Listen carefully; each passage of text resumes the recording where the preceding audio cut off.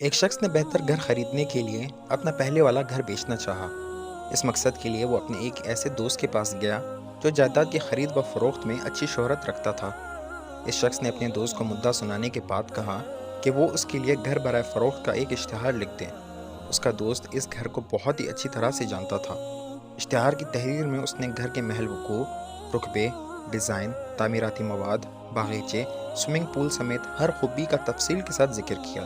اعلان مکمل ہونے پر اس نے اپنے دوست کو یہ اشتہار پڑھ کر سنایا تاکہ تحریر پر اس کی رائے لے سکے۔ اشتہار کی تحریر سن کر اس شخص نے کہا، برائے مہربانی اس اشتہار کو ذرا دوبارہ پڑھنا، اور اس کے دوست نے اشتہار دوبارہ پڑھ کر سنایا۔ اشتہار کی تحریر کو دوبارہ سن کر یہ شخص تقریباً چیخ ہی پڑا کہ کیا میں ایسے شاندار گھر میں رہتا ہوں، اور میں ساری زندگی ایک ایسے گھر کے خواب دیکھتا رہا جس میں کچھ ایسی ہی خوبیاں ہوں، مگر یہ کبھی خیال ہی نہیں آیا کہ میں تو رہ ہی ایسے گھر میں رہا ہوں جس کی ایسی خوبیاں تم بیان کر رہے ہو۔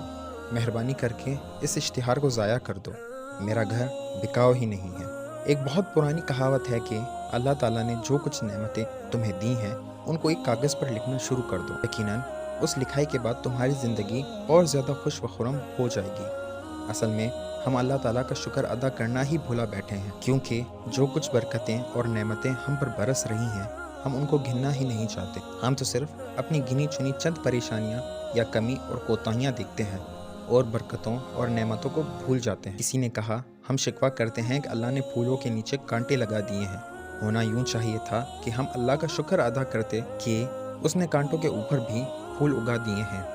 ایک اور نے کہا، میں اپنے ننگے پیروں کو دیکھ کر گھٹتا رہا، پھر ایک ایسے شخص کو دیکھا جس کے پاؤں ہی نہیں تھے، تو شکر کے ساتھ اللہ کے سامنے سجدے میں گر گیا۔ اب آپ سے سوال، کتنے ایسے لوگ ہیں جو آپ جیسا گھر، گاڑی، ٹیلی فون، تعلیمی سند، نوکری وغیرہ وغیرہ کی خواہش کرتے ہیں؟ کتنے ایسے لوگ ہیں جب آپ اپنی گاڑی پر سوار جا رہے ہوتے ہیں تو وہ سڑک پر ننگے پاؤں یا پیدل جا رہے ہوتے ہیں؟ کتنے ایسے لوگ ہیں جن کے سر پر چھت نہیں ہوتی جب آپ اپنے گھر میں محفوظ آرام سے سو رہے ہوتے ہیں؟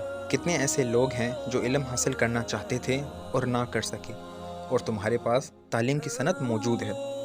کتنے بے روزگار شخص ہیں جو فاقہ کشی کرتے ہیں اور آپ کے پاس ملازمت اور منصب موجود ہے، اور وغیرہ وغیرہ وغیرہ۔ ہزاروں باتیں لکھی اور کہی جا سکتی ہیں۔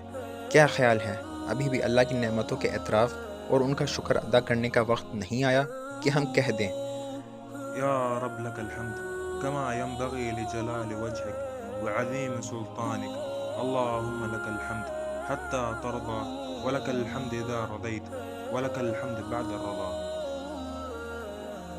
اگر آپ کو ہماری یہ ویڈیو پسند آئی تو ہمارے چینل لائف فیکٹس کو سبسکرائب کریں اور بیل آئیکن کو دبا دیں تاکہ آنے والی ہر ویڈیو کا نوٹیفیکیشن آپ تک پہنچتا رہے۔